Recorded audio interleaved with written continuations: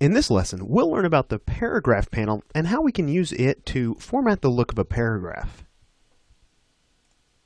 Alright, so in previous lessons, we've really explored the character panel pretty much in depth. Now, we're going to go ahead and shift our attention over to the paragraph panel. Now, we can use the paragraph panel to format the look of specific paragraphs we're working on. I'm here in Photoshop first, and we're going to look at this panel in both Photoshop and Illustrator before moving on to InDesign. So, let's just go ahead and take a look at this panel, and we'll work our way down through these settings.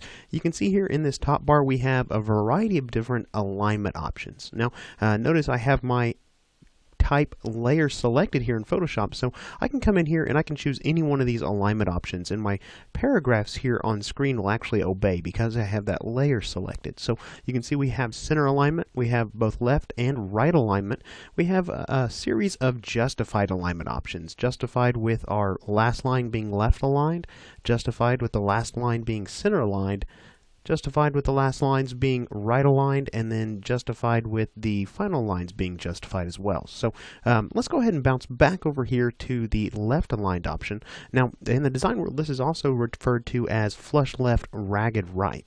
And by ragged, I mean this right edge has sort of this ragged look to it, while this left edge is completely flush and straight. So looking at this rag, this is another thing that you should pay attention to, is the consistency of the rag. You don't want your rag to be very inconsistent and have this sort of really wide wave-like pattern. You want to keep this as minimal as possible because this can get to be distracting. Now we'll go ahead and bounce over here and we'll just select justified, this first justified option here. And we'll take a look at this. Now you can see here that basically Photoshop is taking our text and it's allowing for additional space between words so that it can make a flush edge on both the left and the right side here of our paragraphs. Now, one thing to keep in mind when you're using justified type is the hyphenation that's being applied. You can see I have a checkbox down here at the bottom of my panel, and it's allowing Photoshop to automatically hyphenate these lines. Now you can really only see one instance of a hyphenation. It's right down here in this second paragraph, but if you are working with larger bodies of copy, then you may find it necessary to come in and adjust your hyphenation options. Now, by coming to this little flyout menu right here on the paragraph panel, we can actually see both justification and hyphenation options here. In both of these, we can find additional options within the application here that will allow us to specify exactly how Photoshop in this case is hyphenating our paragraphs. The justification option basically allows us to specifically define where the extra spacing is added to achieve this justification. So we're not going to go through both of those two dialogues. I'll let you explore those on your own. Let's take a look at a few of these other options here. Now, you can see here in sort of this first area below our alignment options, we have some indentation options. We can indent either the entire left side of our paragraphs, we can indent the entire right side of our paragraphs, or we can control just the first line indent. Now, let me just go ahead and input some values here. Let's just say 24 points of left indentation. You can see both paragraphs shift. If we were to put 0 in there and let's put in 24 points on the right side, you can see it has the exact opposite effect.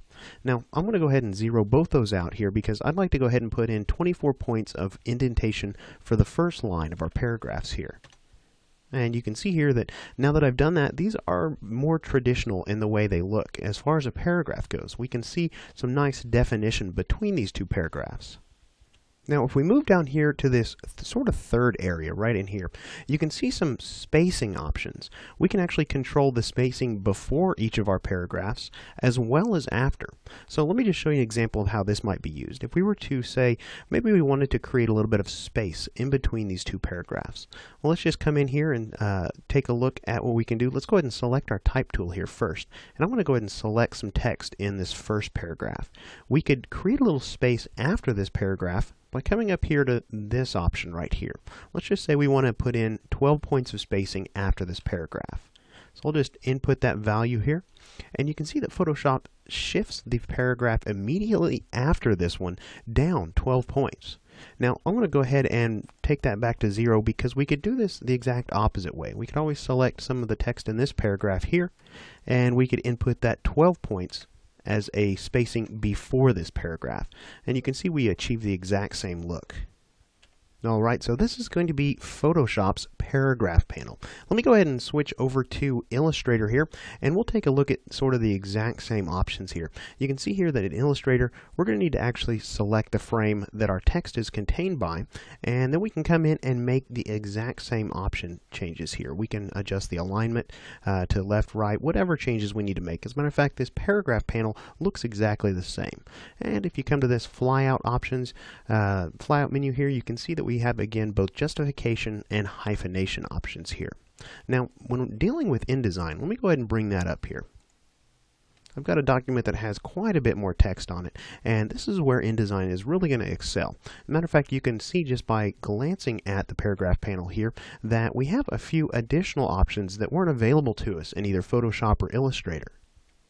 I tell you what, let me go ahead and select one of these text frames that has text in it, and you can see that the paragraph panel actually gets grayed out. It's a little bit different than Illustrator in that we need to actually get our text insertion cursor. Let me grab my type tool, and I want to go ahead and put it somewhere inside this first paragraph right here.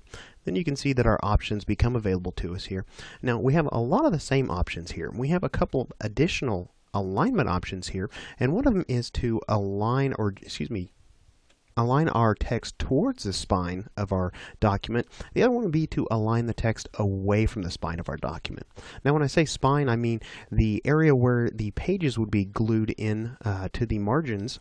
So you can, if this is actually a one-page document, but if I come over here to the Pages panel and say, looking at the master pages here, we have a left page and a right page.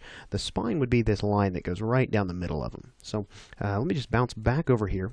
Put my text insertion cursor back in this paragraph here because we have some additional options down here as well.